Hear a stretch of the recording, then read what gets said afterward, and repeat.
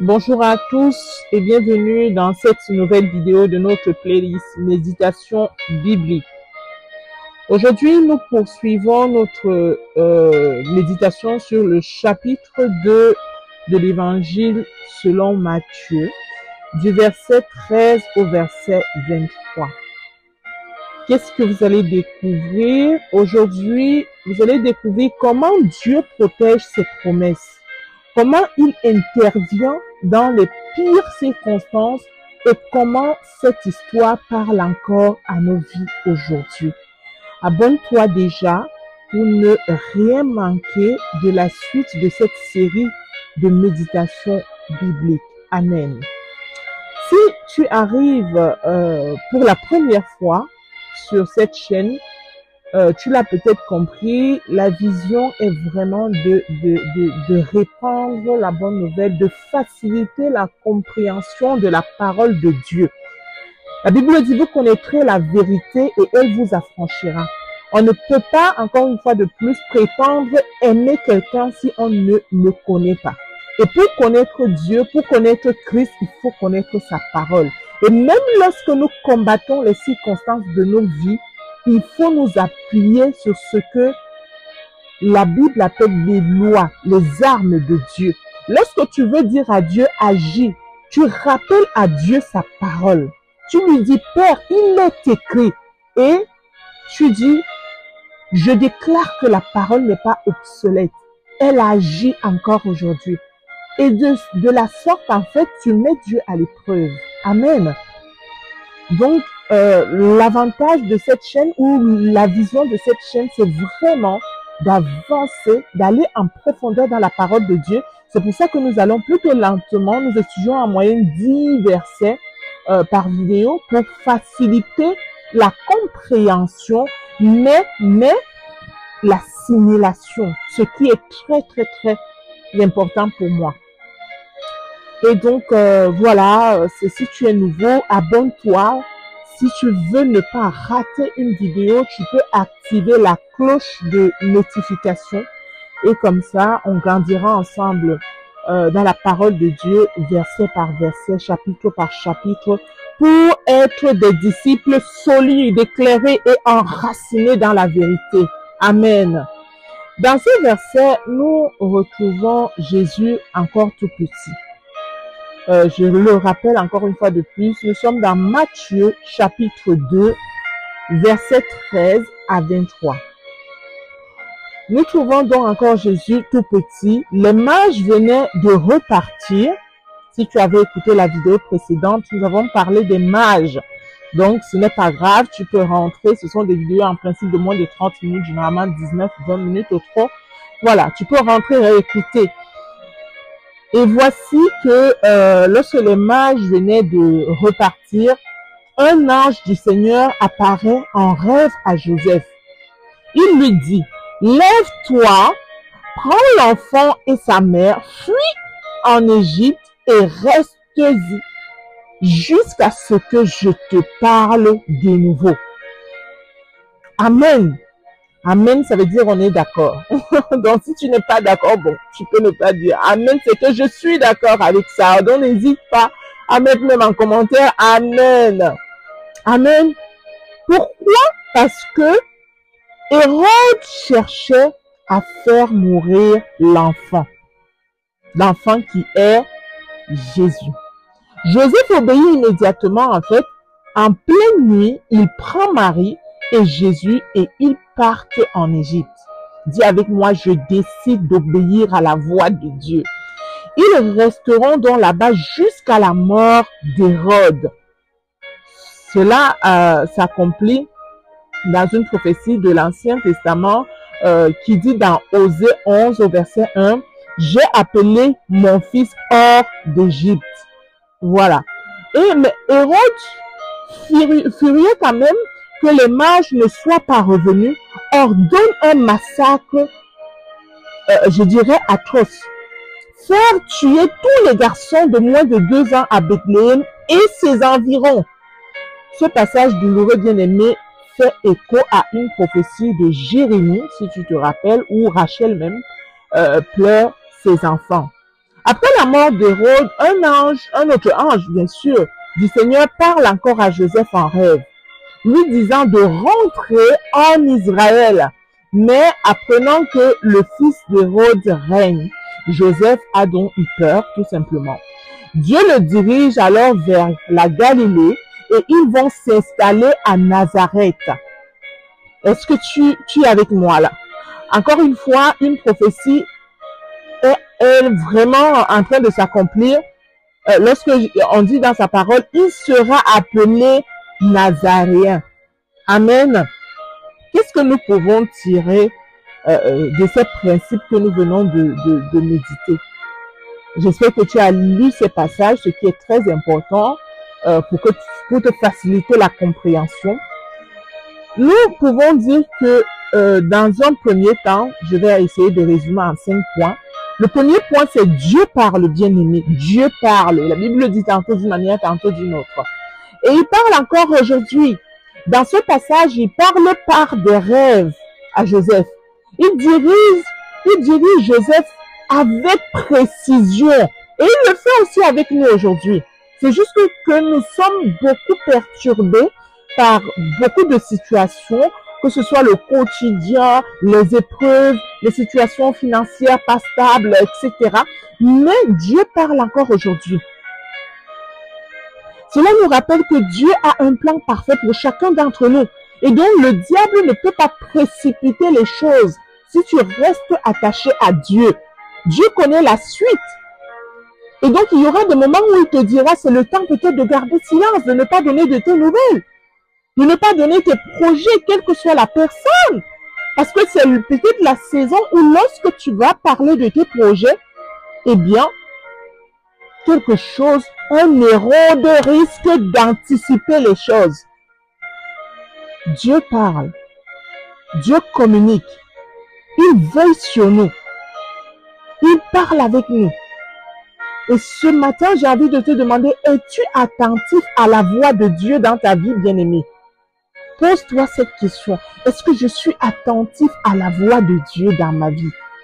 Deuxième vérité à mémoriser de ce passage, l'obéissance radicale à Dieu.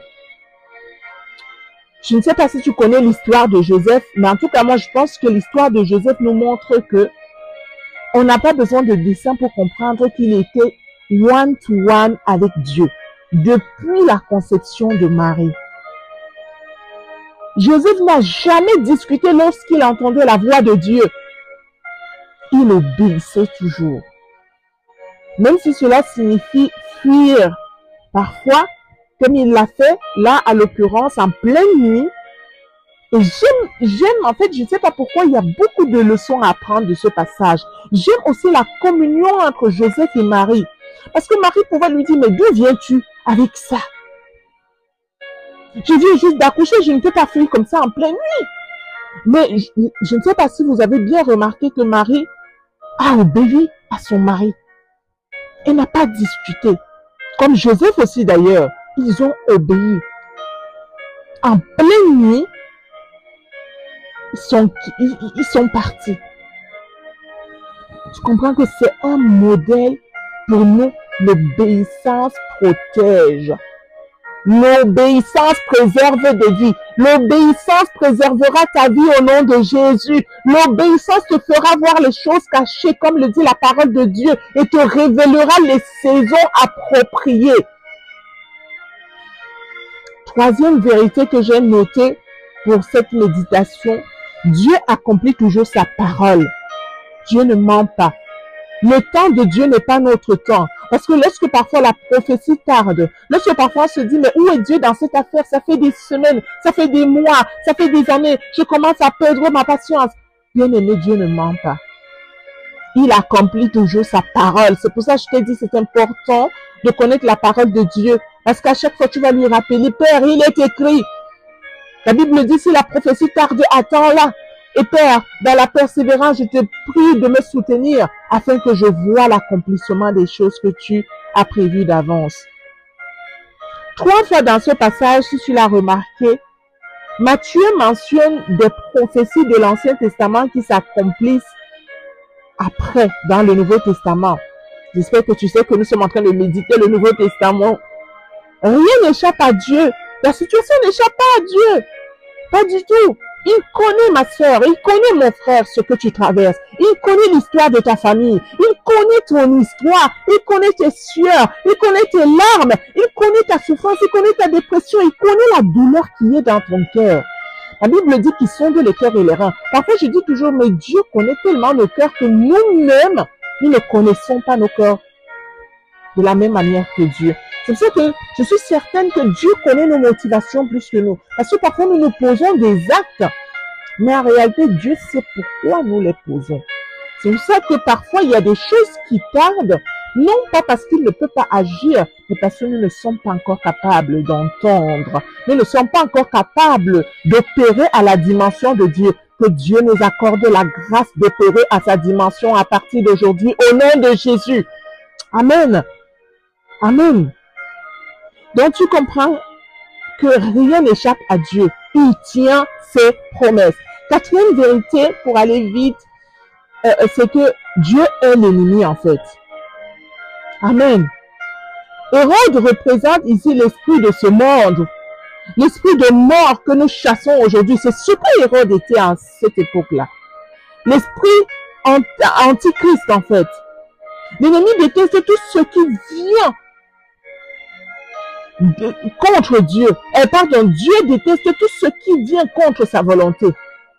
Et donc, le côté inverse, c'est que l'ennemi sait aussi ce qui est de Dieu. Je ne sais pas si tu comprends.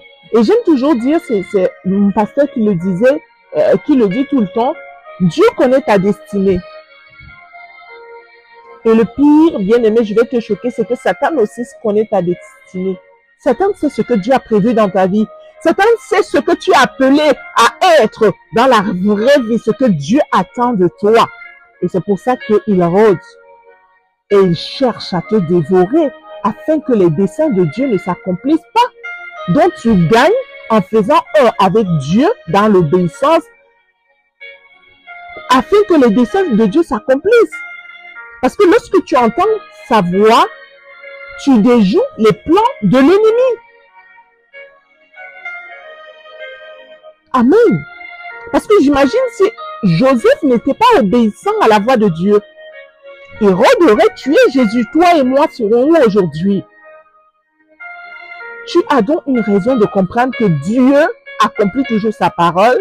Il était avec Christ avant même la naissance de Christ.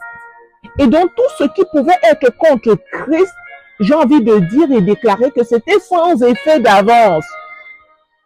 Il suffisait que Dieu ait un point de contact sur la terre, à l'occurrence Joseph, afin que ses desseins s'accomplissent. Et je suis en train de voir que c'est la dimension que tu commences désormais à opérer, que ce soit pour toi qui m'écoutes, mais également pour moi au nom de Jésus. Cinquième et dernière vérité que cette parole, pour l'instant, m'a poussé à comprendre, c'est que la souffrance des innocents, Dieu la connaît. Le massacre des enfants nous rappelle que le monde est dur, bien aimé, que le mal existe vraiment. Mais au milieu de tout cela, dis avec moi, Dieu prépare la délivrance. Donc, si tu es dans une situation aujourd'hui, tu es en train d'écouter ce message avec des larmes, en train de te dire, oui, mais ça, c'est pour Jésus. Non, non, non, non. Ce n'est pas que pour Jésus, c'est aussi pour toi. Dieu est en train de voir le danger que tu cours. Dieu est en train de voir la suite de l'histoire. Dieu connaît la suite de ce projet que tu tiens à cœur et qu'il est en train de te préserver. Je te fais rapidement un petit exemple, peut-être qui t'aidera. J'aurais voulu que cette vidéo fasse 15 minutes, mais bon, nous rendons grâce à Dieu en toutes choses. Amen. Un jour, quelqu'un me donnait un conseil, un aîné dans la foi. Et je venais de rater un examen qui était vraiment important pour moi parce que c'était central pour la suite des études, etc. Et il m'a dit, tu sais, Dieu nous donne des choses en fonction de ce qu'il a prévu pour nous. Et je pense qu'il avait compris que je n'avais pas compris parce que j'étais beaucoup plus jeune. Et il m'a dit, tu sais, tu sais que veut dire un papa? Je dis oui, je sais que veut dire un papa. Tu sais que veut dire un enfant? Je dis oui, je sais que veut dire un enfant. Il dit, viens, imagine un papa tous les jours lorsqu'il va au travail, il garde un pot de yaourt à son enfant.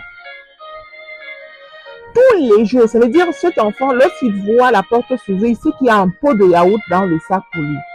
Et un jour, ce papa rentre, il n'y a pas de pot de yaourt. Il m'a dit, décris-moi la scène pour cet enfant. Je dis, c'est la frustration totale. Tu m'habitues à me donner quelque chose et tout d'un coup, tu ne me donnes rien. Il me dit, amen. Il me dit, le débat est fini. Il me dit, en fait, lorsque le père arrive et qu'il n'y a pas de pot de yaourt, le petit commence à pleurer. Il est dans le désarroi total parce qu'il ne comprend pas pourquoi, en 10 ans ou 15 ans, parfois même plus de sa vie, son père n'a jamais manqué cela et aujourd'hui ne ramène pas. Généralement, il ne se demande même pas, il ne cherche pas à savoir pourquoi son père n'a pas ramené. Il est tout simplement furieux. Et cet aîné me disait, il est de notre responsabilité en tant qu'enfant de Dieu de demander à papa pourquoi tu n'as pas ramené le yaourt. Pourquoi? Parce qu'en fait, ce jour-là, papa est passé à la boulangerie prendre un pot de yaourt ou dans un magasin, peu importe l'environnement où vous vous trouvez et où on vend les yaourts. Et il a trouvé que les seuls yaourts qui étaient périmés depuis des mois. Donc, il avait le choix entre respecter son alliance, d'aimer son fils et de rentrer avec un yaourt ou de protéger sa santé. Amen. J'espère que tu as compris. J'espère que tu n'as pas besoin que je continue à t'expliquer pour comprendre que lorsque la prophétie tarde, lorsque la solution tarde, ce n'est pas que Dieu t'a abandonné, ce n'est pas que Dieu ignore ta situation, il la connaît, mais parce qu'il y a beaucoup plus meilleur qui arrive pour toi, parce qu'il connaît la suite de l'histoire, parce qu'il sait que ce projet n'est pas totalement à ton avantage, mais peut-être c'est ta destruction, et donc il te préserve. Sois du côté de Dieu ce matin. Amen. J'espère que tu as compris. Et tu me demandes mais comment appliquer cela aujourd'hui dans ma vie. Faisons un peu plus vite pour qu'on fasse moins de 20 minutes. Amen. Bien-aimé, Dieu n'a pas changé. Il est le même hier, aujourd'hui, éternellement. Il n'a pas changé. Il continue de parler. Aujourd'hui même encore, il continue de parler.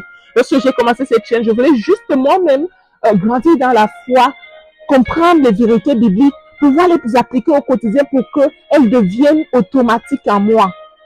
Et qu'elles non seulement renforcent ma foi, mais me permettent de partager ma foi autour de tout le monde. Et je me suis dit, il n'y a pas un autre environnement que l'ère que nous vivons aujourd'hui qui est effectivement Internet pour répandre cela. Donc Dieu agit encore aujourd'hui. Il continue de parler. Il continue de protéger, il continue de diriger, il continue de guider, il continue d'orienter, il continue de protéger. Tu es peut-être dans une fuite en Égypte en cette saison. Tu es en train de m'écouter en disant que à quand la sortie d'Égypte? Maman, papa, c'est ton Égypte spirituelle. Tu ne comprends pas pourquoi Dieu t'éloigne de certaines situations aujourd'hui. Pourquoi Dieu t'éloigne de certaines personnes même, de certains lieux aujourd'hui. Mais fais-lui confiance. Il est juste en train de préparer quelque chose. Il est juste en train de te mettre hors d'Hérode afin que lorsque il effacera Hérode, que tu puisses prospérer à tous égards au nom de Jésus. Ton Nazareth arrive. Ton Nazareth arrive. Ton lieu de croissance arrive. Ton lieu de mission arrive. Amen.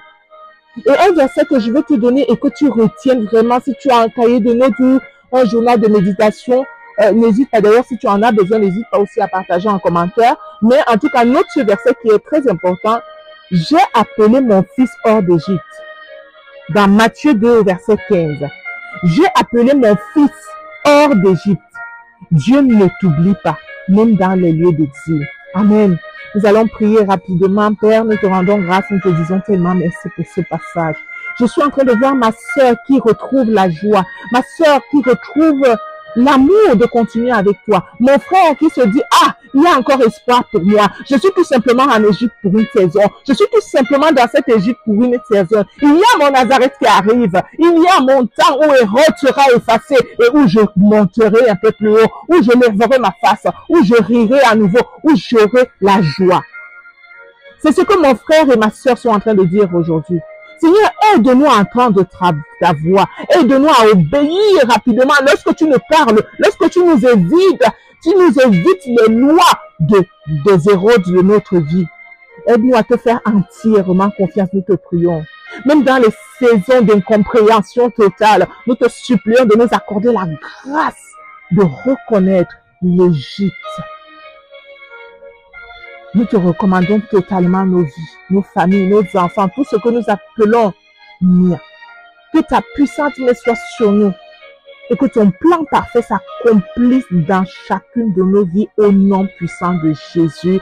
Amen, amen, amen, amen, amen. Amen. N'hésite pas, encore une fois de plus, à t'abonner à la chaîne déjà si tu es béni et que tu veux vraiment continuer cette mission avec nous. À aimer la vidéo parce que c'est en aimant la vidéo, c'est en commentant la vidéo que l'évangile sera répandu en fait.